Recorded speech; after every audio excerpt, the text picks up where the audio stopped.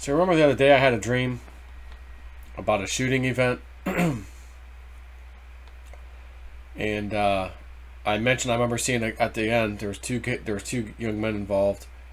There was like a black duffel bag and like these assault weapons and all this stuff, and dark haired guy was the shooter. And I'm trying to see if they got a picture of this guy. Victim.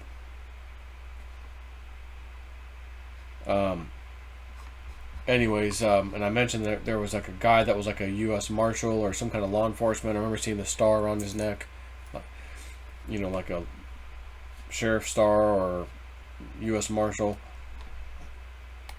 So there's interesting. Trooper Juan Tovar is in stable condition.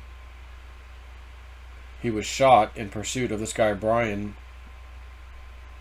Not Brian, in a town called Brian, mass shooter.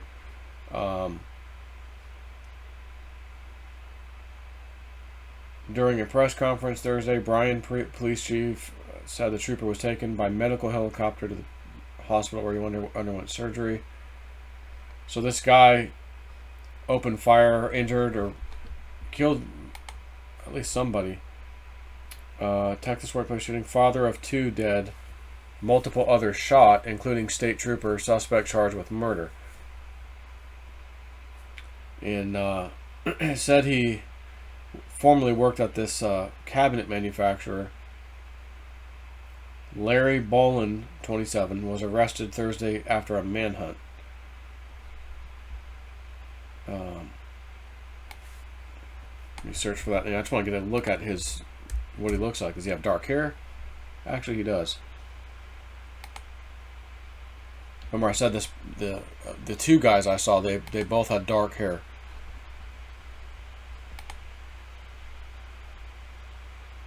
No. Back home. Leave me alone. So this guy, I guess it's him. Although I'm going to say, do I think that was the one? I mean, I guess it could be. But not really hearing anybody, like, unless I missed it, but I'm not hearing the politicians or Biden mentioning this particular case. Oh, he used an assault weapon, he did this, we're not hearing that. So I don't know that this was the one. But I had a dream last night about a fire on like my property. But my property in the dream was not any property that I know about. But I just knew in my dream this is my property, and this fire was small, and I had to hurry up and go get this hose in my backyard. It's actually a hose that I have. It's really long. And I'm like, man, if I can get that thing and hook it up real quick, I can stop the fire before it gets too late. And then I woke up. And I'm like, Spirit showing me a danger about a fire at my property or something, or my RV, or my house, or actually my truck, the dually truck. Had a couple of small issues with it recently, and if you recall, I mentioned a while back I was looking at these dualies, and I hadn't bought one yet, but I had a dream, and I was in one of them. I started it, and it started up, and then it ran kind of rough. I was like, uh-oh, but then it smoothed out. I was like, oh, okay. And so this truck was giving me a little trouble recently, and today, last night I have this dream about this fire, and I'm like, where do I have a spare fire extinguisher? I'm like, oh, in the RV I got recently, the one that I traded for the old jalopy. I was like, it's got one in it. So I in the morning I took the thing out and put it in the back of my other truck, the dually truck, and I just put it in the back seat. And I'm like, well, I didn't really see a truck or anything in there, but my instinct was to put it in the truck.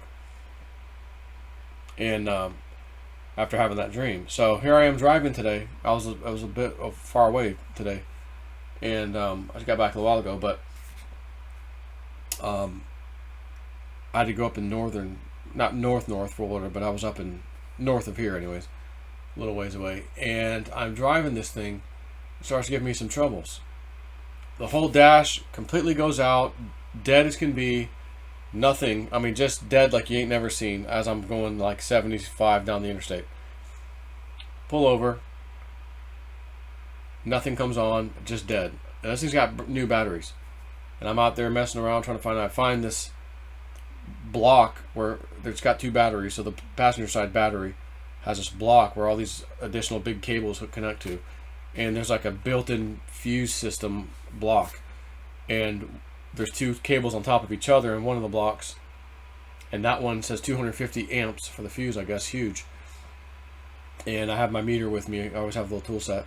And it's dead. Like it blew the fuse. And I'm like, what in the hell could blow a 250 amp fuse? And that whole thing, one of the wires feeds the outside fuse panel, which has 60 amp, 40 amp, relays, all kinds of stuff in there. And I'm like, holy crap. So I get it going again. I had to rig these 2 together with like a little tiny piece of wire to act as a fuse so I could drive the damn thing. And I got to the parts store, got some new fuse systems. That's not for the truck, but it worked, so I had a better fuse. And I'm like, okay, when I get home, I'll just order something today or tomorrow, the right thing. But I got to figure out, why did that thing blow? So I'm driving again, and it does it again. And I'm like, what the hell? And I noticed it's when I was going like uphill, and the RPMs went up, and the engine's really going. And I'm like, well, there is a second cable underneath that main cable, and the main cable goes over to the fuse panel. And I'm like, what the hell is the secondary one? I go, I know these trucks have like accessory stuff that aren't even installed, but like the wires just hang down there. And I go, man, I wonder if this thing got hit on the exhaust manifold or something underneath in the exhaust, and it's melting the outer part of the wire, the insulation. And when the engine's getting really hot from going up a hill or whatever, in northern Florida anyways, maybe it's just getting hot enough to where it melts that a bit, and it touches, and boom, it shorts it. So it did it like 3 times. The final time, I had to like and then this time I had the extra fuses. Now I'm like, man, and I put a 250 back in there to take the place of the other one, even though I kind of rigged it. It still was a 250, and the damn thing blew again. And I'm like, Jesus, this is no small short. And the fuse panel, nothing's messed up over there. So I'm like, it's got to be this secondary wire. And I see it going down, but I can't see where it's going. So I'm like, all right, I'm going to undo that and just hang it aside and then put this back together. So when I put it back the first time, before I did that, I had that little fuse wire that I was messing with to start with. And when I touched it, it melted it. So I'm like, oh my God, whatever this problem is, it's shorting out right now, even though now the truck's dead. As soon as I touch it, it melts the wire, this little tiny wire, and I go, oh my God, it's shorting now. So whatever the problem is, it's here. It's not intermittent anymore. And I'm like, let me take that cable off, that second one. So I take it off, hang it aside, put the other one back on, touch the wire. It doesn't do anything. I go, oh my God, I think that was it. And it's going down there by the exhaust pipes. So I'm like, son of a bitch, I bet it's one of these accessory wires or something. So I'm like, well, hopefully it doesn't go to the starter, because I just disconnected it. And as soon as I hooked everything back up, everything came on, started the truck, no problem. And it actually ran really good. I was getting these other trouble codes previously for all kinds of different modules. This module, check the 4-wheel drive, check the IntelliTrack, check this. I'm like, what the hell? All these modules are throwing codes because the damn thing was shorting, I think, intermittently. And one time it threw the 4-wheel drive code, and then the dash went blank, and then came back, and then everything like resynced. I'm like, what? While I'm driving at like 70, I'm like, what the hell's going on? Well, that thing was shorting intermittently. So something that can blow a 250 amp fuse is some serious power. The kind of power that could short and melt and cause a fire on your vehicle instantly. But again, we were putting fuses there rather than saying, well, the hell with this, let's just put it back and bypass the fuse. So, well, that would have been a bad decision. That would have probably caused a fire, for sure. So I thought, oh my God, I had a dream last night about a fire, and I thought it was like more like house related. So I'm like, oh crap, is it the RV? Is it this? Is it that?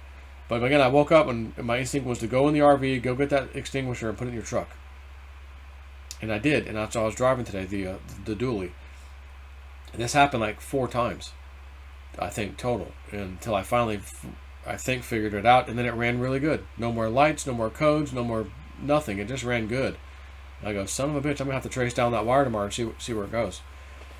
So, anyways, I just want to do a quick video about that.